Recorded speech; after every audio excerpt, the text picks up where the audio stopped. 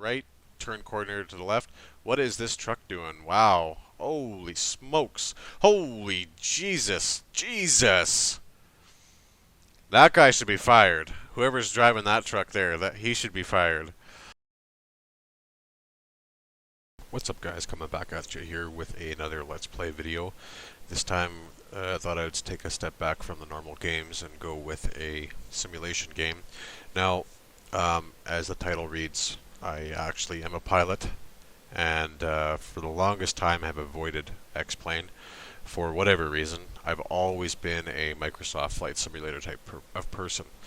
Now, this has always kind of led me to believe that XPLANE is not as user-friendly, the physics are a lot different, and a whole bunch of other little small things. Basically, personal preference has kept me away from using a different platform such as Laminar Research's XPLANE 11. Now, this all seemed to change though after I got my pilot's license. Flight simmed all the way up until the point where I got my pilot's license, and then when I did actually get out and actually start doing some flying, it changed the entire perspective. Like, I have the whole setup with me here, so I have the SciTech ProFlight yoke and the throttle quadrant, and also the SciTech ProFlight pedals. This does not come anywhere close to actually replicating the force feedback, the feeling of the turbulence, the feeling of wind, the feeling of flight. This does not even come close. So I had put flight simming off actually for a very long time. After I got my pilot's license, like, I'm just getting back into flight simming now, and I was kind of led on to XPLANE by a bunch of different reviews and videos that I stumbled upon YouTube one night, and got looking up on Steam and found XPLANE on Steam, so it's pretty easy to download through that platform, and decided why not pull the trigger and download it, and we'll see what we get here. Let's go with the Cessna Skyhawk here, because that's what we're used to. That's pretty simple, and we can customize it.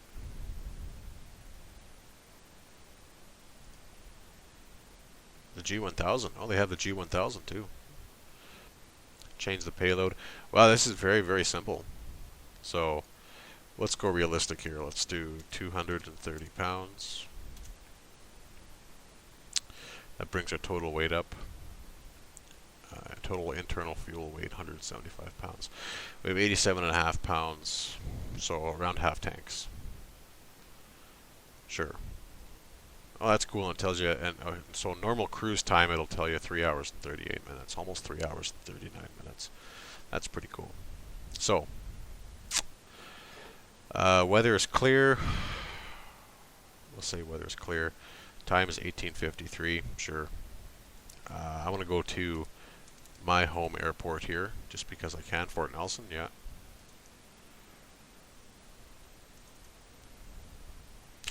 Oh, neat.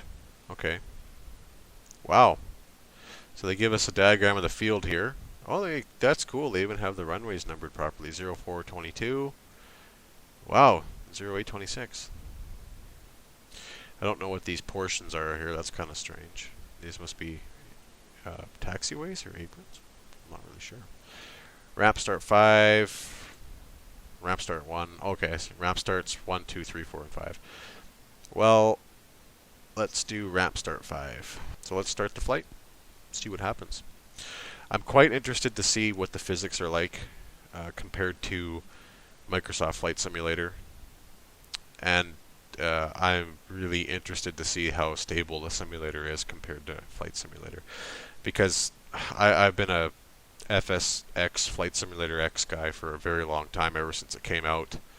And it's just been a die-hard for me. But it's got to the point where I just know there could be better options here. And wow, this is pretty impressive. So click to drag, click to move. Wow. Huh, that is so cool. So it's actually they have the hangars there and everything that is actually on apron 3 in Fort Nelson here. Mouse wheel to zoom. This is awesome. So, okay, so we have our menu up here. File, flight.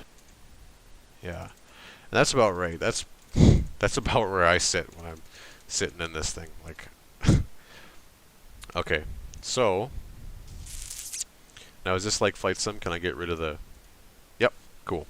Okay, so let's make this relatively quick here. Looks like we're sitting at a P model right now, fuel injected. So I've flown a few of these things. Much easier to start and to fly compared to the older, like the N models or the N models or the or I guess the P would still be a carbureted. So this is an S model, I believe, 172S with the fuel injection. So 172S is what I meant. Let's get our power on here. Cool. Sounds pretty neat.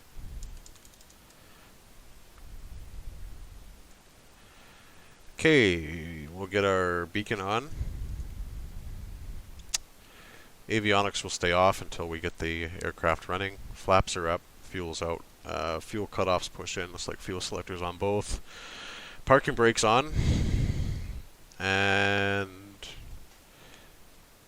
oh, yeah, tow brakes work. So we'll put the parking brake back on. And we'll pull our mixture out and throttle out here. So we're going to put the throttle in here a little bit, about 1/8 of an inch. And I'm going to see if I can start this up here. See what happens.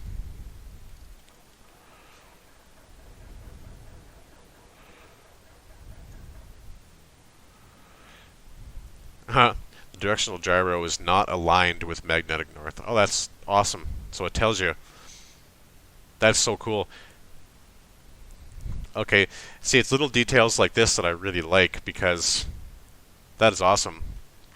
So, in real life, when you fly, you reference your magnetic compass to your directional gyro, and you have to do that when you first start the aircraft. You set it to what the compass is. Then once you actually get up in flight, you're supposed to check it about every 15 minutes or so, or every 10 minutes, whatever your company policy is, or whatever the aircraft policy is.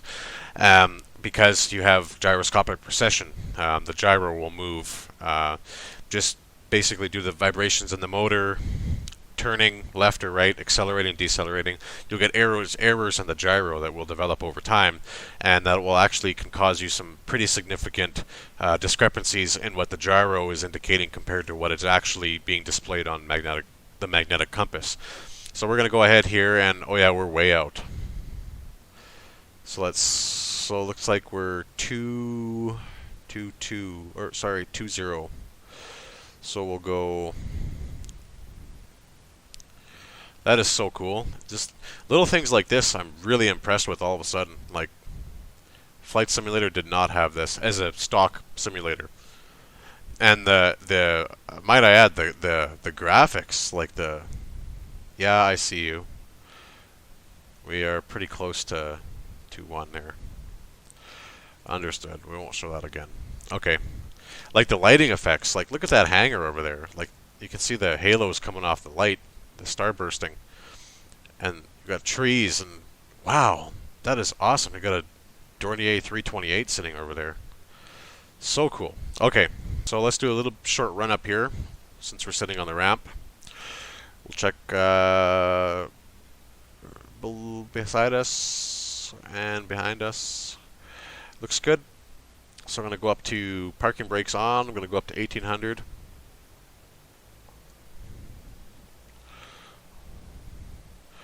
Around there. Do our mag check. 100 RPM drop. And also 100, so we're good. Within the 150, go back to both. We're going to do our mixture check. Yep.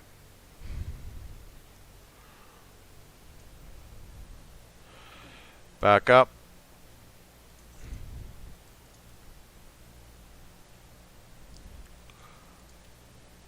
And our fuel pump needle or our fuel flow needle moves once we turn the fuel pump on. And we will do our idle check here.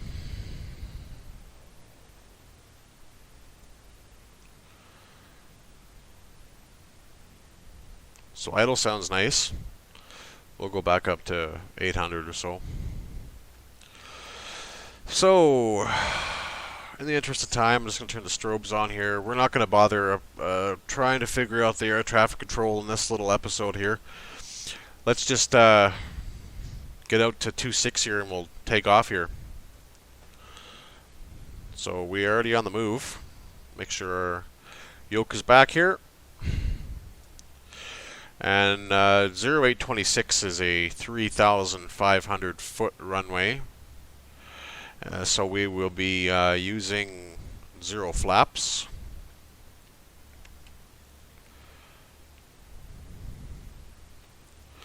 Wow, brakes are very responsive, so we did a brake check. Let's do a quick gyro text. Swing to the right, gyro swings to the right, compass swings the opposite way, and swing to the left, gyro swings to the left. We got the ball moving to the right, turn coordinator to the left. What is this truck doing? Wow. Holy smokes. Holy Jesus. Jesus. That guy should be fired. Whoever's driving that truck there, he should be fired. Good God. Let's see if we can get by him here without... Good God. Oh my Lord. Okay, so to be fair, my swerving there, checking my ball and gyro, probably didn't help him, but... Oh, that is too funny. Okay, so we're going over to 0826. Make sure there's no suicidal truck drivers beside us here. Can't really see out that window, but that's so cool. I'm noticing even the compass, when you're doing a turn, the compass kind of gets hung up like it does. That's awesome. I'm very impressed. I'm very impressed by the quality of the sim so far. Just even the touchiness of the brakes and the touchiness of the rudder pedals. So lined up, we're good to go. Called tower, so we're rolling. We're good to go. We're gonna change our transponder to alt, even though there's no radar service here. And let's go.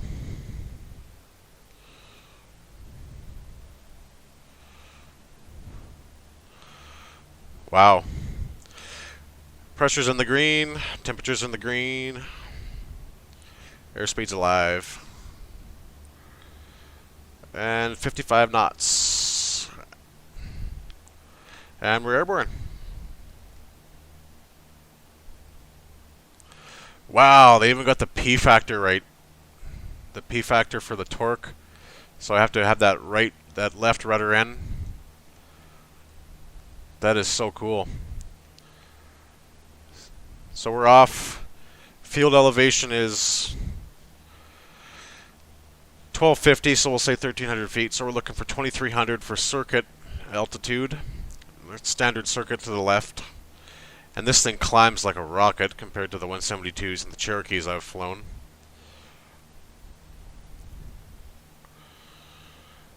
So we're 500 above, so we'll start our turn off a base here.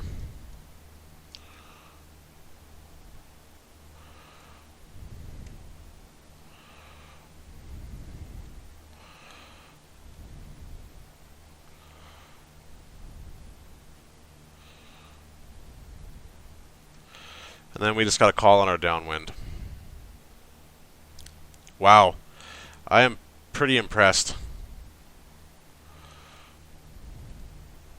So 80 knots, we could actually climb a lot higher. And we're at 2300 right there. Comes up pretty fast. So I'm going to bring our power back here.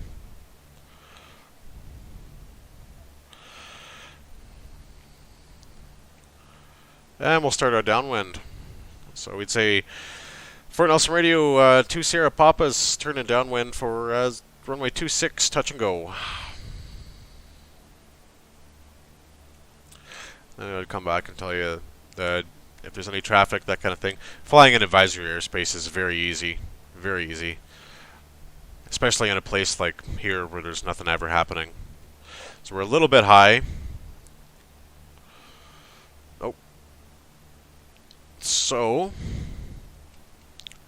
actually, we're not lined up too bad. So I'm going to get back down to 2300. And we're going to slow her down some more.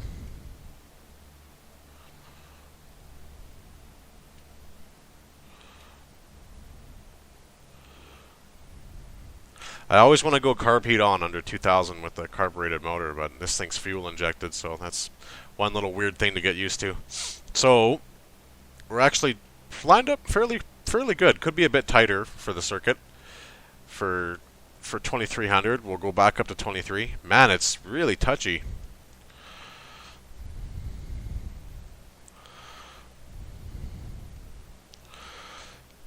So I'm going to keep it nice and slow.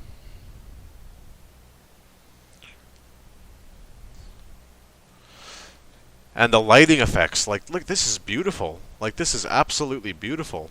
The reflections in the window, the way the sun's hitting the panel, the shadows, this is impressive. I'm very impressed. Like, I don't know why I held out for so long, and the smoothness of it, like there's no stuttering, there's lots of trees, there's lots of auto gen on the ground, and I'm still handling this good.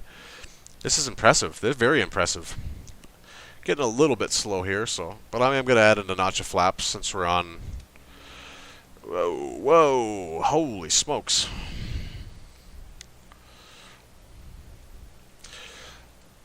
So we're across the river, so I'm going to start turning base.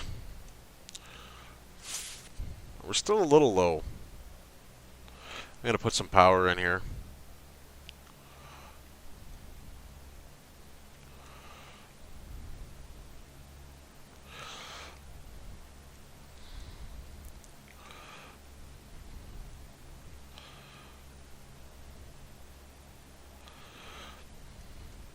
What would be handy is if I did break out my Track IR. I do have the Track IR software. Well, that was weird. Lighting effects kind of changed. I do have Track IR. I just never really got using it because I found it very buggy with Flight Simulator. But according to what I've read, it is actually fairly good with this. Oh, and look at that. Finals coming up already. I'm just yakking away here and I already lost it. So we got to get set up here. We're way too high. I'm only going to go flaps 10 for this landing here. Really hard to see the strip because the one strip only the one strip in Fort Nelson's lit, and we're to that point of the day where like the lighting effects. I mean, I probably can change them, but like this right now would be. I've taken off on runway 26 a lot, and this is blinding, like absolutely blinding. Like I for sure have these blinds down, which I can't move. But and then we'd of course we'd call. Of course, 2 Sierra Papas on final for runway 26, and we'll make this a full stop because it's getting fairly late.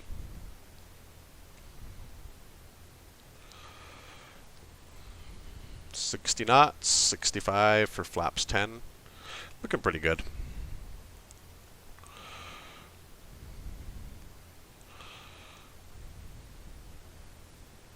We actually don't even have the threshold lights like they're showing here.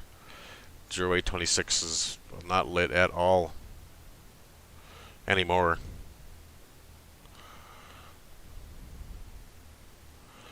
Power back to idle.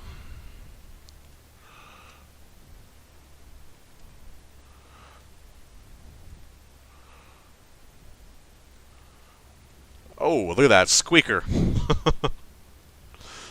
Cool. And let's see if we can get her stopped here. Whoa, those brakes are really touchy. Wow. That's one thing that's a little bit off. Cool. Wow, those brakes though, man. Holy smokes.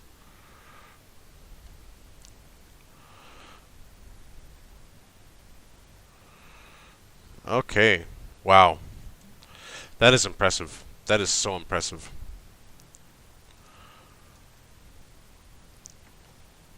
Parking brakes on, landing lights off, strobes can go off. Engines cooled down adequately since we landed. We'll turn our avionics are off. Beacon can stay on for now. And flaps are up. And we'll go throttle out. That's just like that. Wow. That is amazing. Like, look at the for a stock model for a for something that comes with the simulator, I am seriously blown away. Like, look at the reflections on that. That is impressive. The fuel caps are 3D. You can see the rivets on the... Wow, this is insane. I am seriously impressed. So if you're thinking about buying it, I mean, I totally can recommend it at this point. From what I see, for default scenery, for default aircraft, for flight model, for sound, for... This is awesome. This is seriously awesome. And I have not even got into systems like the air traffic control or the flight planning. I heard that's also very superior to Flight Simulator X. So I'm excited to kind of delve into this world and see where we can go. This is the next level of a sim, and I'm excited to get into this and get using it and utilizing it for what it's worth. So thank you guys for tuning in. Hope you stick around for the next episode. Get the PC-12 out and see where we can go with it. But again, guys, happy skies and happy gaming. Metaphor out.